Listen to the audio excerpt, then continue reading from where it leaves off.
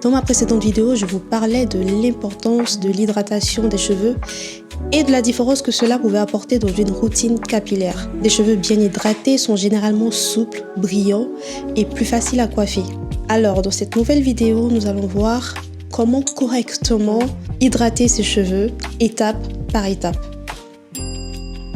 Donc la première des choses que je fais, c'est d'abord humidifier mes cheveux. Alors pour cela, je vais me servir d'un spray dans lequel j'incorpore de l'eau, un peu de gel d'aloe vera et une légère quantité de glycérine.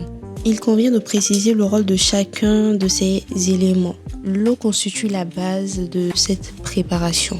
L'aloe vera va venir contribuer à nourrir la fibre capillaire tout en lui apportant douceur et souplesse. Et la glycérine, quant à elle, va permettre de retenir l'humidité dans nos cheveux, ce qui va permettre justement de garder plus longtemps l'hydratation.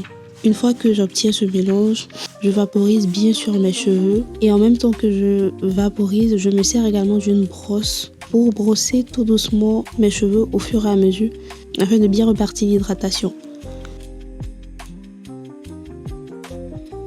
Alors, cette deuxième étape consiste à appliquer de l'huile nourrissante sur les cheveux afin de maintenir leur hydratation. Pour cela, je vais me servir de plusieurs huiles, notamment l'huile de ricin, de l'huile d'aloe vera et de l'huile d'olive. Je vais mélanger l'ensemble dans un flacon. Chacune de ces huiles possède des propriétés nourrissantes. Ça va permettre de combiner leurs bienfaits pour les cheveux. Par la suite, je viens appliquer ce mélange sur l'ensemble de la chevelure. Donc au niveau des racines, des longueurs, des pointes, afin de bien nourrir les cheveux et de préserver leur hydratation.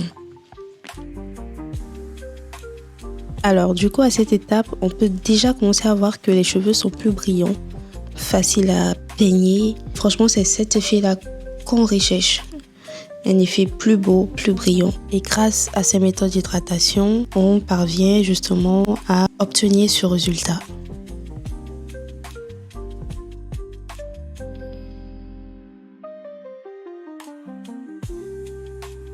Et enfin, pour cette troisième et dernière étape, j'ai opté pour de la vaseline. L'idée de cette étape, c'est qu'elle consiste à appliquer une crème capillaire. C'est une étape très importante car le fait d'appliquer une crème va permettre de protéger les cheveux, de maintenir l'hydratation et la douceur des cheveux.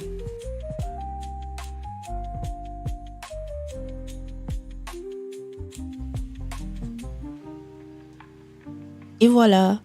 J'espère que cette petite routine vous a plu et qu'elle vous donnera des idées pour prendre soin de vos cheveux à la maison. Si vous avez aimé la vidéo, n'hésitez pas à liker, à vous abonner, ça me fera super plaisir. Et dites-moi en commentaire quelle étape vous a le plus plu ou quelles huiles vous utilisez pour vos cheveux.